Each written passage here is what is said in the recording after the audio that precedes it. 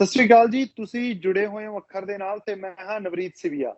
Haryana election ਦੇ ਵਿੱਚ ਪੂਰੇ ਪੰਜਾਬ ਦਾ ਧਿਆਨ ਹੋਵੇ ਵੀ ਕਿਉਂ ਨਾ, ਕਿਉਂਕਿ ਸਾਡੇ ਗੁਆਂਢ 'ਚ ਤਾਂ ਹਰਿਆਣਾ ਪੈਂਦਾ ਤੇ ਜਿਹੜੇ ਪਾਸੇ ਮੈਂ ਰਹਿਣਾ, ਮੈਂ ਬਠਿੰਡੇ ਰਹਿਣਾ, ਤਾਂ ਸਾਡੇ ਤਾਂ ਬਿਲਕੁਲ ਹੀ ਨਾਲ ਦਾ ਇੱਥੋਂ 20 ਕਿਲੋਮੀਟਰ ਬਾਅਦ ਹਰਿਆਣਾ ਸ਼ੁਰੂ ਹੋ ਜਾਂਦਾ ਹੈਗਾ।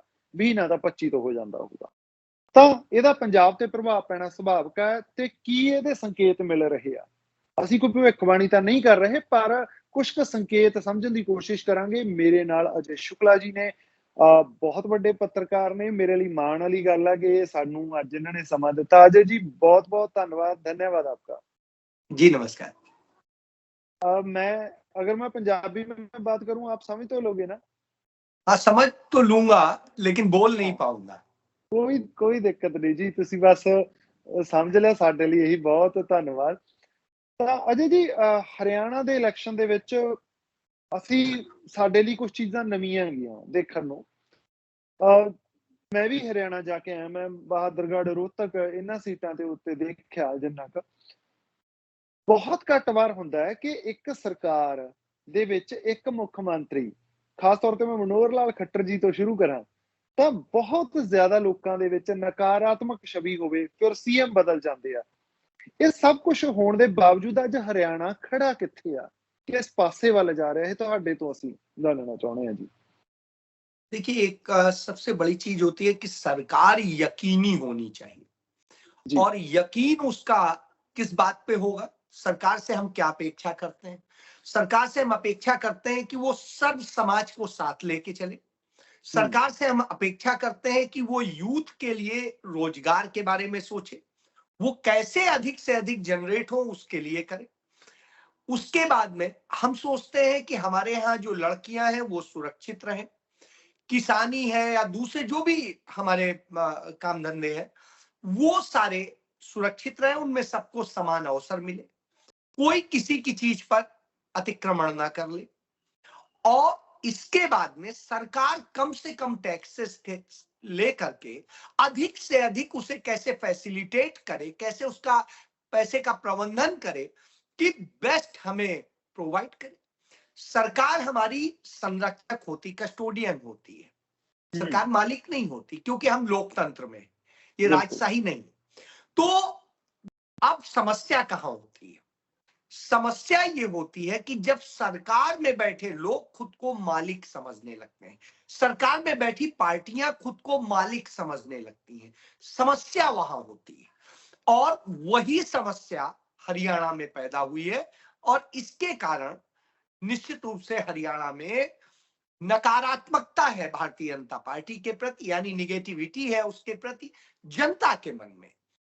जनता खुद इस बात को लेकर के परेशान है कि कैसे हमारे साथ में पिछले 1 साल होता, 2 साल होता, 4 साल होता, 10 साल की सरकार में, जब केंद्र में भी उनकी सरकार, राज्य में भी उनकी सरकार, फिर भी अन्याय हो रहा है तो तकलीफ होती है। जी सर, गुस्सा तो है, नेगेटिविटी तो है, पर उसका फायदा किस पार्टी को मिल रहा है? क्योंकि वहां पर लड़ने वाले भी बहुत हैं। जेजेपी है इनका, तो बिल्कुल जो जेजेपी और अनेलो है, ये तो बठिंडा में मैं रहता हूँ और बिल्कुल मेरे पास में है, जो इनका कोर एरिया है ना। एलनाबाद सीट हो गई, जहाँ डबवाली से पिछली बार दुष्यंत चौटाला जीते थे। तो बहुत सारी सीटें हैं जहां पर इनका आधार है, अभी भी है, कम हो गया होगा पर निश्चित तौर पर जेजेपी है, नेलो है, कांग्रेस है और आम आदमी पार्टी भी है, नहीं है इस गेम में। तो फायदा किसको हो रहा है? देखिए एक मिनट, आज यदि आप हिंदुस्तान में देखते हैं कि सबसे यकीनी चेहरा कौन है, तो जो लोग दो, आज असल में पूरे हिंदुस्तान की बात करें, यदि राजनीति की बात करें तो 2 चेहरे आते हैं। एक चेहरा नरेंद्र मोदी का है जो एक कट्टरवाद पर आधारित है और वो उसमें करता है, वो अपने लिए करता है, अपनी पार्टी के लिए करता है और जैसा कि अडानी अंबानी वाला कहा जाता है वो करता है और उससे पूरा पंजाब भी प्रभावित है, हरियाणा भी प्रभावित। दूसरा एक चेहरा है राहुल गांधी का।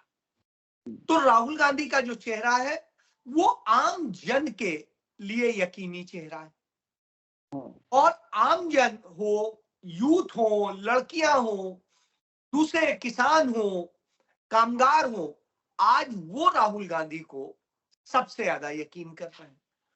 यही वजह है कि आज हरियाणा में उसका लाभ कांग्रेस को मिलता दिख रहा है। कांग्रेस को क्यों मिल रहा है, इसके पीछे वजह है कांग्रेस के जो एजेंडे रहे पिछले कुछ सालों के दौरान। राहुल गांधी ने जो मुद्दे उठाए हैं, जिस तरीके से किसानों की हित की बात की है, सबसे पहली लड़ाई हिंदुस्तान में किसानों की जब शुरू हुई 2020 में लाया गया किसानी से जुड़े हुए 3 कानून, उनके खिलाफ जो आंदोलन था उसमें यदि कोई नेता कूदना था तो राहुल गांधी थे। और आपको याद होगा कि पटियाला के आगे से वो ट्रैक्टर चलाते हुए कुरुक्षेत्र तक आए थे। उस समय कैप्टन अमरिंदर सिंह भी कांग्रेस में थे, सुनील जाखड़ भी थे, तो वो उनके साथ ट्रैक्टर में बैठे थे। फिर आपको याद होगा, आपने बहुत पुरानी तस्वीर याद दिला दी जी, आपको याद होगा संसद भवन के अंदर ट्रैक्टर से राहुल गांधी गए थे। तो वो सारी चीजें हैं जो किसान आंदोलन के लिए एक बूस्ट का काम करी, और उसके बाद किसान पंजाब से निकल करके दिल्ली बॉर्डर पर पहुंचे। जो उनके साथ अत्याचार हुआ उस वक्त में दिल्ली बॉर्डर पर जो सहयोग मिला किसानों को, वो कांग्रेस का मिला। भाजपा ने आरोप भी लगाया कि हुड्डा इसमें वो कर रहे हैं, तो कांग्रेस ने कभी मना नहीं किया। क्यों? क्योंकि जब हमारे बॉर्डर पे हम किसानों की बात करते हैं और किसानों पर अन्याय हो रहा होगा तो हम उनके साथ खड़े हैं। जी। तो यह वजह है कि आज हरियाणा में कांग्रेस पार्टी एज पर है। रही बात आपका सवाल था जेजेपी और इनेलो को लेके, जेजेपी और इनेलो का एक पुराना वोट बैंक है, और उस वोट बैंक का जो बना था वो किसानी के ही कारण बना था। चौधरी देवीलाल को याद कर लीजिए, और चौधरी देवीलाल के बाद में चौटाला ने भी उसको काफी हद तक फॉलो किया जी। लेकिन अंततः जब आया तो हरियाणा में सरकार थी मनोहर लाल की, और किसके सहयोग से बनी थी? जेजेपी के सहयोग से। किसानों पे अत्याचार हो रहा था, जेजेपी खामोश थी। जब हरियाणा की उन पहलवान बेटियों के साथ अत्याचार हो रहा था तो खामोश थी।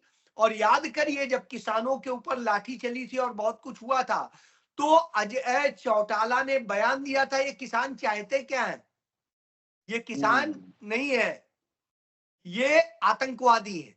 तो उनका यह बयान अपने आप में जहर का काम किया, और उस कारण से किसानों ने जेजेपी का बाइकॉट किया। और उसके बाद आप देखिए जब पहलवान लड़कियों की बात आई तब भी उनकी खामोशी थी। ये सारी चीजें बताती है कि जेजेपी का नहीं। इनेलो बोली थी, लेकिन इनेलो भी उसकी लड़ाई नहीं लड़ी थी। लड़ाई में यदि कोई सहयोगी बना था तो कांग्रेस बनी थी। तो ऐसी स्थिति में बीजेपी बार बार आरोप भी लगाती है कि यह कांग्रेस प्रायोजित था। बहरहाल जो लड़कियों के साथ घटना हुई उसमें दिल्ली पुलिस ने जांच की है। दिल्ली पुलिस नरेंद्र मोदी अमित शाह के अंडर में है। उस पुलिस ने अपनी रिपोर्ट में कहा है कि ब्रजभूषण शरण सिंह ने लड़कियों का यौन शोषण किया है जी। और तमाम सारे आरोप साबित हुए हैं, सही साबित हुए हैं। फिर जो हरियाणा में मंत्री था, याद करिए संदीप सिंह, उसने जैसे महिला कोच के साथ किया था उसमें भी जेजेपी नहीं बोली थी। और वो मामला भी जिस तरीके से आम आदमी पार्टी ने भी उठाया था, कांग्रेस ने भी उठाया था, तो वो मामले में भी चार्जशीट हुई है। दोनों में चार्जशीट हुई है। दोनों जगह पुलिस नरेंद्र मोदी अमित शाह के अंडर में, चाहे चंडीगढ़ में हो वो भी केंद्र शासित है और वहां पर भी हो। तो यह बताता है कि आरोप गलत नहीं थे। वो लड़कियां लड़ रही थी, उन्हें सहयोग की जरूरत थी, उनको मरहम लगाने की जरूरत थी। वो करने की बजाय इन्होंने सत्ता को महत्व दिया, और इस कारण से इनको जनता आज नकार रही है जी। एक मेरा इससे आगे सवाल है। एक फैक्टर हरियाणा में जो मैंने भी रोहतक और हिसार में भी देखा मैंने उसको, और बहादुरगढ़ के एरिया में, वो है हुड्डा फैक्टर। क्या भूपेंद्र सिंह हुड्डा, जो नो डाउट एक बहुत बड़े जाट लीडर हैं, उन्हें अक्रॉस कम्युनिटी जो बाकी कम्युनिटीज हैं, क्योंकि बीजेपी ने तो ये कर दिया था ना कि यहाँ पर सारे एक तरफ हैं और जाट एक तरफ हैं, वो उनका हमें देखने को मिला या हरियाणा में। पर भूपेंद्र सिंह हुड्डा नो डाउट बड़े लीडर हैं, क्या कामयाब हुए हैं जो बाकी कम्युनिटीज थी, कम से कम उन्हें एक सिक्योर माहौल देने में, उन्हें यकीन दिलाने के लिए अगर कांग्रेस की सरकार आती है, हुड्डा को पावर मिलती है, नो डाउट अभी मेरे पंजाब में बैठकर मुझे तो कोई शक नहीं लग रहा कि ये चुनाव हुड्डा के नाम पे हरियाणा लड़ रहा है। तो क्या वो कम्युनिटी साथ आई है थोड़ी, या फिर अभी भी दूरी आपको दिख रही है कि वो बटे हुए हैं जरा? देखिए, जब जिस समय चुनाव शुरू हुआ था तो एकदम से कांग्रेस बहुत एज पे थी, इसमें कहीं हाँ कोई दो। जी। और उस समय भूपेंद्र सिंह हुड्डा एकमात्र, क्यों? क्योंकि आज चाहे वो इनेलो का जाट हो, चाहे जेजेपी का जाट हो, चाहे जिसका हो, आज यदि वो जाट लीडरशिप किसी में देख रहा है तो वो भूपेंद्र सिंह हुड्डा में देख रहा है। ये नो एक डाउट। बिल्कुल निर्विवादित रूप से सच है। बिल्कुल। अब इसके आगे आता हूं, लेकिन क्या सिर्फ जाटों के बूते सरकार बन सकती है? नहीं बन सकती नहीं। है।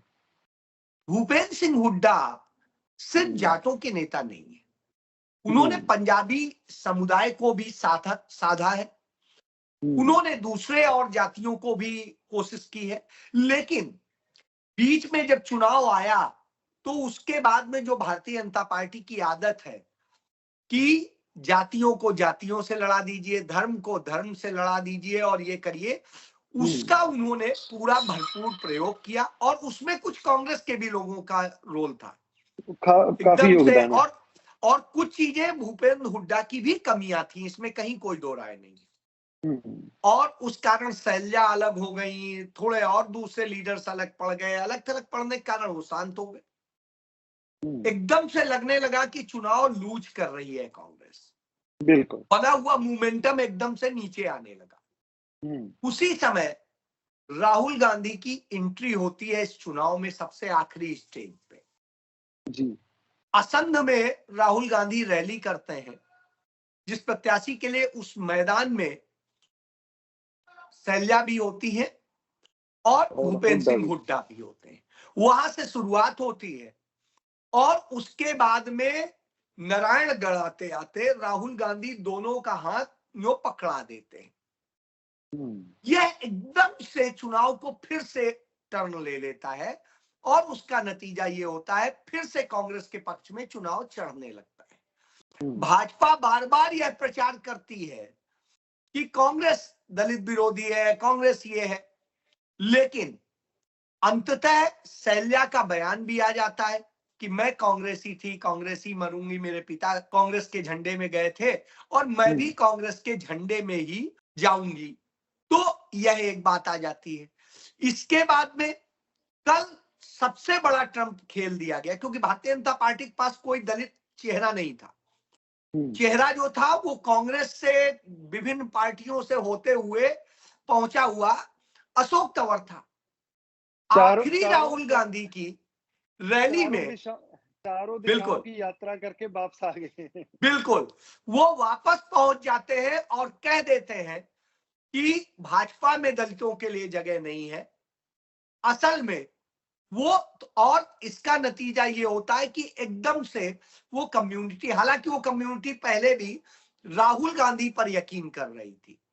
इसके बाद देखिए, भाजपा का सबसे बड़ा पिछड़ा चेहरा थे कर्णदेव कंबोज, जो पूर्व मंत्री भी थे और ओबीसी मोर्चा के प्रदेश अध्यक्ष थे। वो भी उपेक्षा के कारण छोड़ देते हैं पार्टी और कांग्रेस में आ जाते हैं। कोई कांग्रेस टिकट नहीं दी है, लेकिन वो कांग्रेस के साथ फिर भी आते हैं। ये इसका मतलब है लालच में नहीं आए। फिर आप देखिए तो ये सारे फैक्टर होते हैं। 36 बिरादरी में सैनी बिरादरी के जो सबसे बड़े लीडर हैं वहां पर, तो वो लीडर आज कांग्रेस के साथ खड़े हैं। नायब सिंह सैनी 36 बिरादरी के लीडर नहीं हुआ करते थे, ना ही वो उस तरीके की छवि थी। यही वजह है कि लाडवा में उनका विरोध हो रहा है कि जब आप इतने साल सांसद रहे तब तो आप एक बार नहीं आए। उसी लाडवा से उनकी पत्नी हारी थी। तो यह सब चीजें बताते हैं कि किस तरीके से हालात बिल्कुल डिफरेंट है। तो आज हालत ये है कि खट्टर का विरोध उनके गांव में हो रहा है, खुद अपने बिल्कुल। गांव में। तो यह बता रहा है कि आज पूरी 36 बिरादरी राहुल गांधी के नाम पर विश्वास कर रही। इसीलिए अब भूपेंद्र सिंह हुड्डा ये नहीं कहते हैं, वो कहते हैं राहुल गांधी के नेतृत्व में कांग्रेस की सरकार बनेगी। यानी अब ये सरकार राहुल गांधी के विजन पर चलेगी। और राहुल गांधी क्या कहते हैं कि ये सरकार किसी एक की नहीं होगी, ये 36 बिरादरी की सरकार होगी। और उसको सिर्फ सरकार नहीं होगी, उसको हिस्सेदारी भी मिलेगी और न्याय भी मिलेगा। तो यह एक बड़ी चीज है। इस कारण से भूपेंद्र सिंह हुड्डा की को अब उस एजेंडे को लेके चलना पड़ेगा जो राहुल गांधी ने दिया है।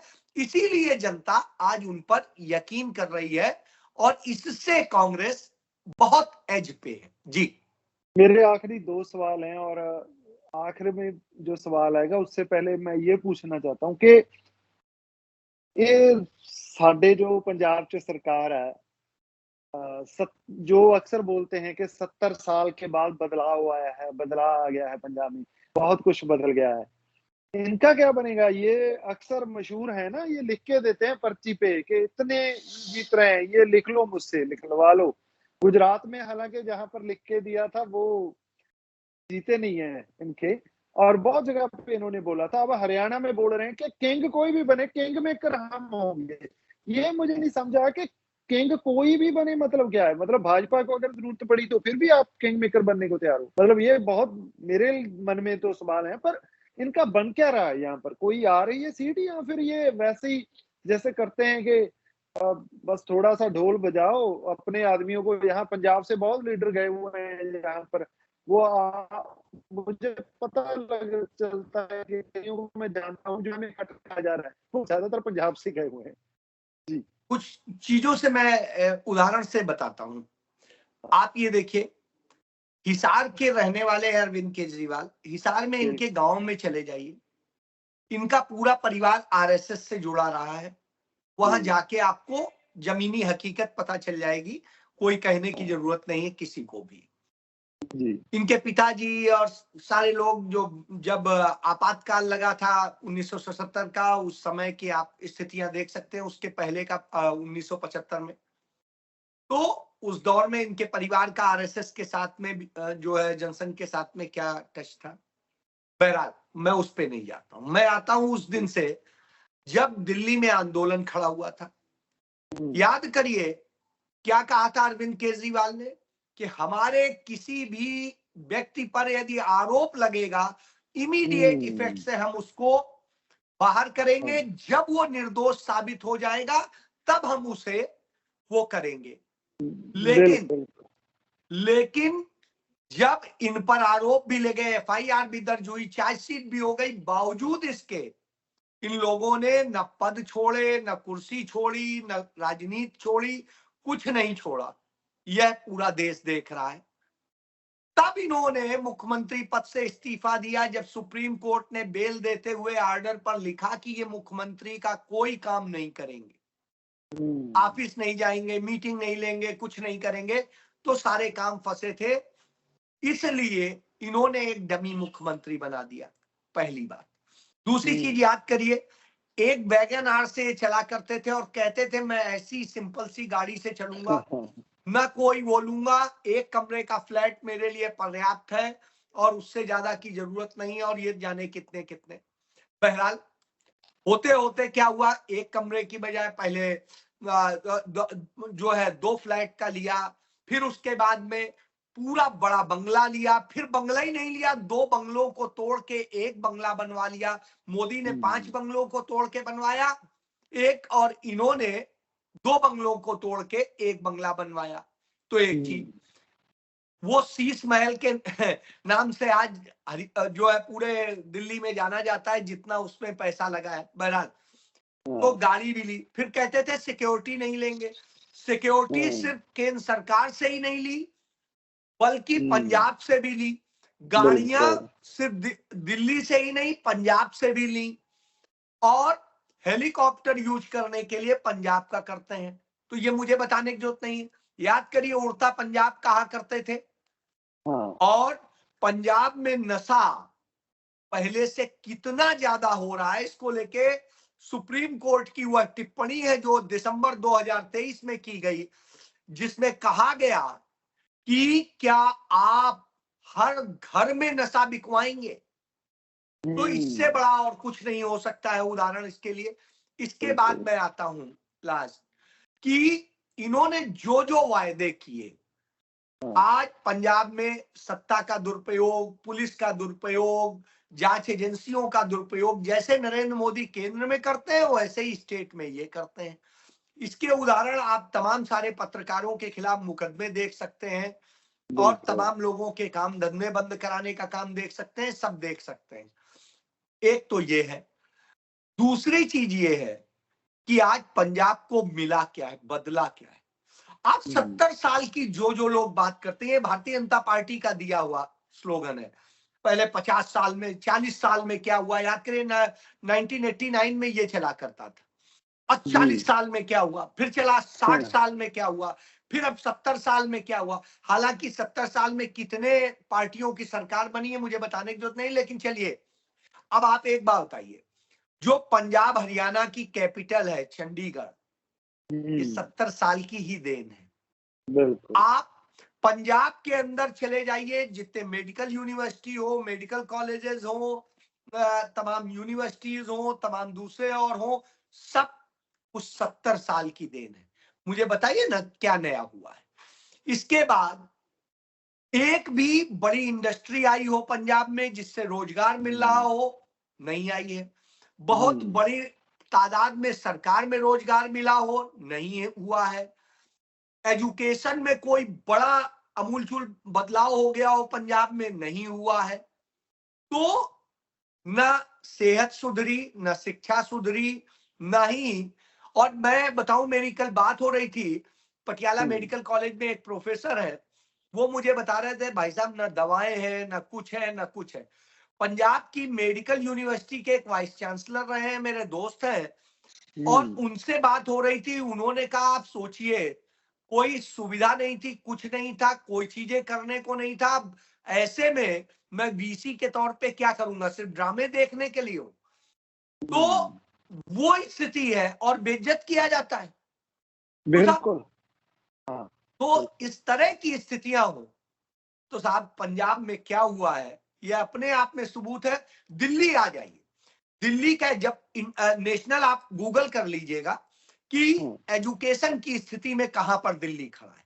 जो मॉडल दिखाते हैं वो दिल्ली एजुकेशन के मॉडल में भी नीचे पहुंच गया है। उसी दिल्ली की बात, हेल्थ की बात कर लीजिए। 2020 में जब कोविड और 21 में कोविड का संकट आया, दिल्ली के अस्पतालों में ना ऑक्सीजन थी, ना बेड थे, ना और सुविधाएं थी।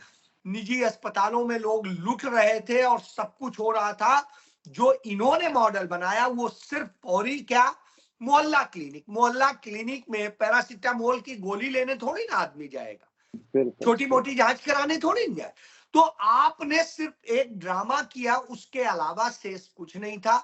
जो ओरिजिनल स्ट्रक्चर है, एक भी दिल्ली में नई यूनिवर्सिटी नहीं बनी, दिल्ली में एक भी नया स्कूल नहीं बना है, दिल्ली में एक भी नया कॉलेज नहीं बना है, एक भी नया मेडिकल कॉलेज नहीं बना है। तो आप बताइए कि कौन सा एजुकेशन मॉडल कि जो पुराने स्कूल बने थे उन्हीं की मरम्मत करा दी, उन्हीं में कुछ में स्विमिंग पूल जो छोटा बना था उसे तोड़ के बड़ा बना दिया, उसको वो कर दिया, मैदान को थोड़ा सही करा। बस मरम्मत कराने को आप यदि कहते हैं बदलाव, तो अजय नहीं जी, हुआ। मेट्रो बताइए इनके समय में आई हो कुछ। अजय जी, ये बात बिल्कुल सही है। मैंने भी, मतलब हमने पंजाबी में बोलते हैं, हमने तो पिंडे पे हंडाई है, हमने भी ये बात है ना सारी। पर एक नई स्टेट है जिनमें इनका राज नहीं आया, क्या वो इनके वादे दावे जो भी हैं, गारंटी कह लें आप, कुछ भी कह लें, हरियाणा में उसका कोई असर हो रहा है या नहीं? नहीं, बिल्कुल नहीं है। हरियाणा में ठीक है। लड़ाई सीधे सीधे भारतीय जनता पार्टी और कांग्रेस के बीच है, और उसमें बड़ी बिल्कुल स्पष्ट है कि आपको किधर जाना है। यही वजह है कि बाकी सबकी स्थिति कुछ नहीं है। और मैं आपके चैनल पे आज कह रहा हूं, आप रिकॉर्ड पे रख लीजिएगा, आम आदमी पार्टी हरियाणा में 0 सीट लेके आ रही है। 0, 0, 0। तो जी, ये मैं कह रहा हूं, और इसी का नतीजा है। कल जब राहुल गांधी की रैली थी तो अटेली से जो इनका प्रत्याशी था आम आदमी पार्टी का, वो आके कांग्रेस में शामिल हो जाता है। बिल्कुल। ठीक है, सुनील राव। इसके पहले इंद्री से जो आम आदमी पार्टी का प्रत्याशी था, वो आके कांग्रेस में शामिल हो जाता है। इसके पहले जो है इनका जो जिला पंचायत अध्यक्ष था, वो आके कांग्रेस में शामिल हो जाता है। और कुछ जगह बीजेपी में भी गए इनके लोग। तो मैं ये कह रहा हूं कि वहां लड़ाई सिर्फ इन्हीं दोनों में है, या तो आदमी इधर जा रहा है या इधर जा रहा है। और जनता भी अब जान रही है कि वोट बटा के ये किसी उसमें नहीं आने वाले। राहुल गांधी ने जो बात कही वो सबको ही मान रहा है कि कांग्रेस को छोड़ बाकी जितने छोटे दल लड़ रहे हैं वो सभी बीजेपी के ABCD दल ही है। तो यह बात अब यहाँ की पब्लिक जान रही है और वो अपना वोट बर्बाद नहीं करना चाहती। जी, बहुत बहुत शुक्रिया अजय जी, आपने समय दिया, अपना कीमती समय दिया। हालांकि मैं माफी चाहता हूँ, मैंने आपसे 10 मिनट मांगे थे और आपने 25 मिनट के करीब हमें दिए। थैंक यू आपका।